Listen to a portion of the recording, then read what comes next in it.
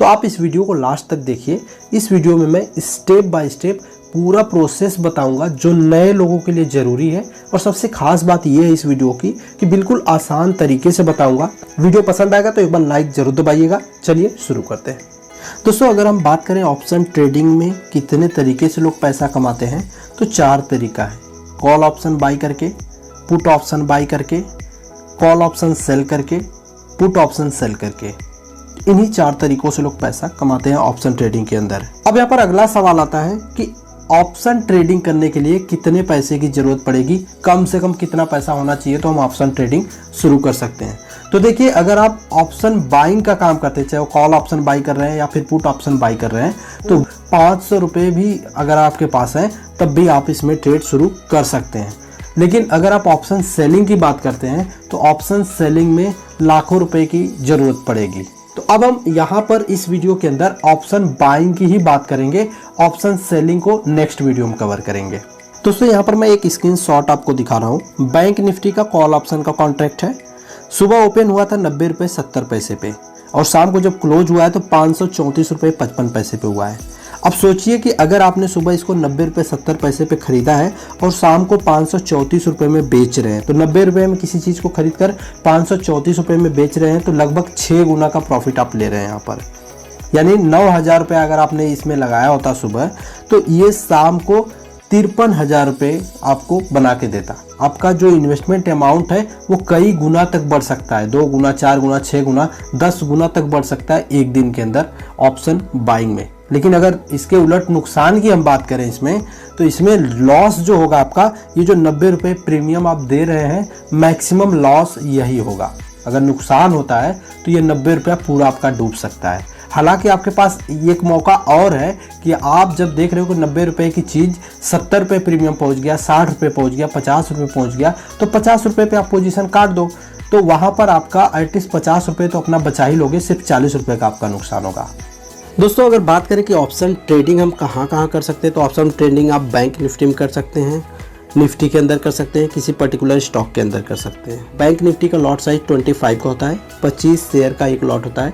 25, 50, 75 ऐसे क्वांटिटी में आप खरीद सकते हैं, 1-2 क्वांटिटी नहीं खरीद सकते हैं। वहीं पर निफ्टी की बात करें तो उसका 75 का लॉट होता है, 75, 150 इस तरीके से आप खरीद सकते हैं इसको, 1-2 क्वांटिटी नहीं खरीद सकते। तो उदाहरण के लिए मैंने यहाँ पर बैंक निफ्टी को लिया है, मुझे बैंक निफ्टी में ट्रेड करना है, तो ये सारे बैंक निफ्टी के कॉन्ट्रैक्ट मैंने अपने वॉच लिस्ट के अंदर ऐड किया। तो यहाँ पर ये जो पहला कॉन्ट्रैक्ट आपको दिखाई दे रहा है ये निफ्टी बैंक है, और इससे ये पता चल जाएगा कि करंट में बैंक निफ्टी कहाँ पर ट्रेड कर रहा है। तो करंट में बैंक निफ्टी जो है 36,857 पॉइंट पे ट्रेड कर रहा है।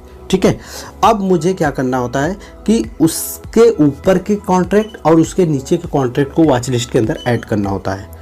अब 36,857 चल रहा है तो 36,900 के कॉन्ट्रैक्ट को हम ऐड कर सकते हैं, 37,000 के कॉन्ट्रैक्ट को ऐड कर सकते हैं, 37,100 के कॉन्ट्रैक्ट को ऐड कर सकते हैं। 100 पॉइंट का अंतर देते हुए ऊपर के कॉन्ट्रैक्ट हम ऐड कर सकते हैं। उसी तरीके से अगर नीचे का कॉन्ट्रैक्ट हमें ऐड करना हो तो वो भी हम कर सकते हैं। 36,800 को कर सकते हैं, 36,700 को कर सकते हैं, 36,600 को कर सकते हैं, 35,000 तक को भी कर सकते हैं, कोई दिक्कत की बात नहीं। 100 पॉइंट का अंतर देते हुए नीचे का कॉन्ट्रैक्ट को भी हम इस लिस्ट में ऐड कर लेते हैं।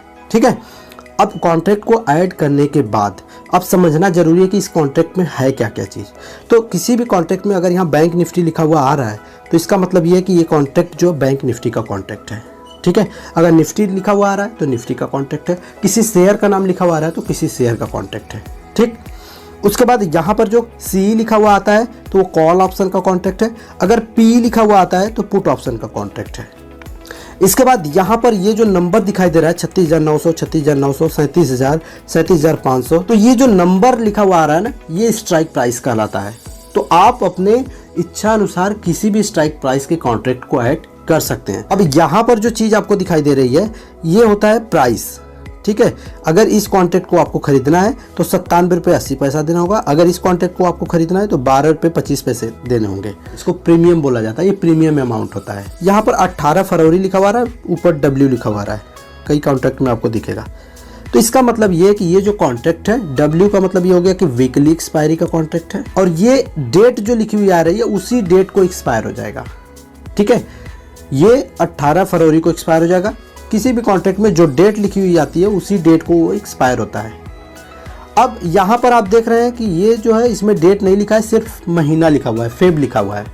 तो इसका मतलब ये है कि ये फरवरी महीने के लास्ट बृहस्पतिवार को एक्सपायर होगा। ये मंथली एक्सपायरी का कॉन्ट्रैक्ट है। देखिए दोनों का स्ट्राइक प्राइस सेम है, 36,900 36,900, और दोनों कॉल ऑप्शन के कॉन्ट्रैक्ट हैं, दोनों बैंक निफ्टी के कॉन्ट्रैक्ट हैं।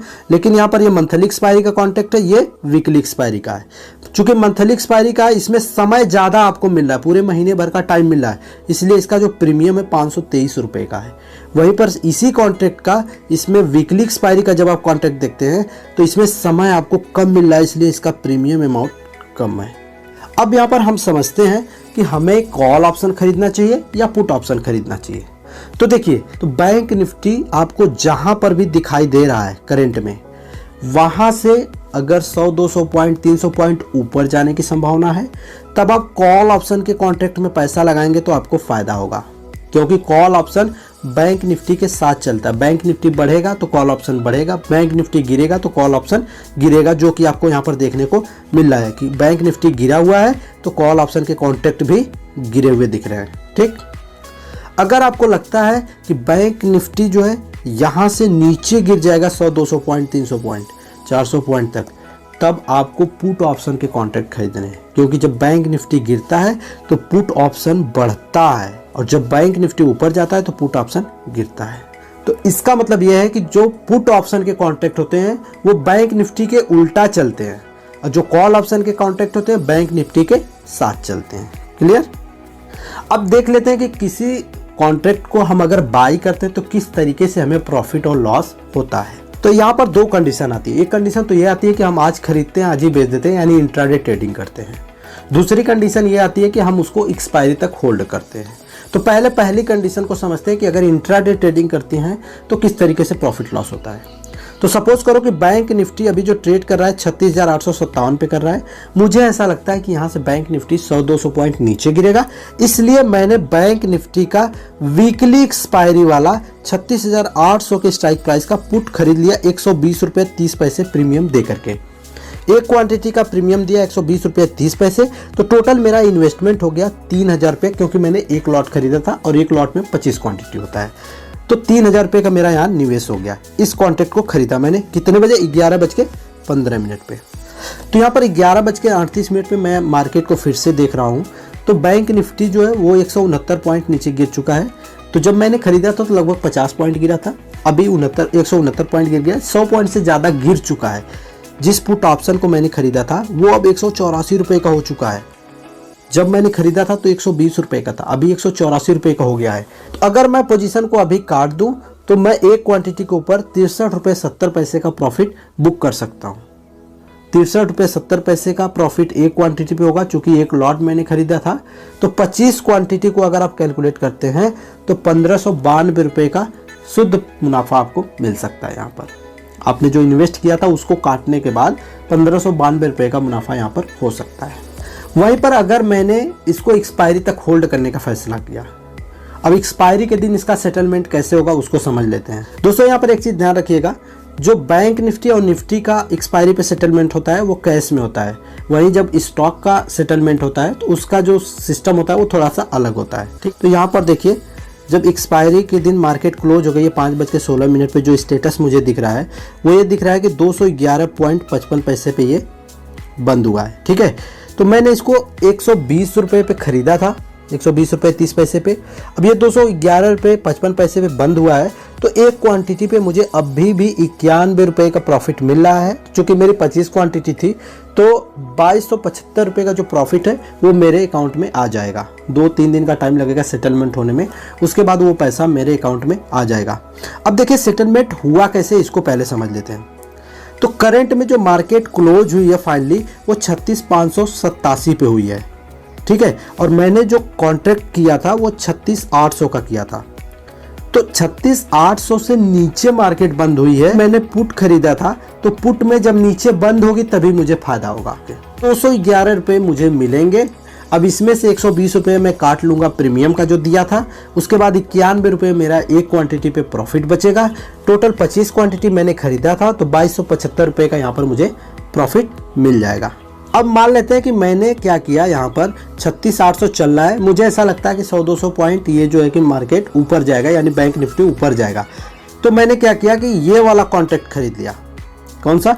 36,900 का कॉल ऑप्शन खरीद लिया। मुझे ऐसा लगता है कि मार्केट ऊपर जाएगा तो 36,900 का कॉल खरीद लिया। तो इसका जो प्रीमियम दिया है मैंने 139 रुपये 90 पैसे के हिसाब से 25 क्वांटिटी थी, एक ही लॉट खरीदा, तो 3497 रुपये मैंने इसमें लगा दिया। तो यहाँ पर 11:38 पे मैं देख रहा हूँ कि मार्केट ऊपर जाने के बजाय और नीचे गिर गया है।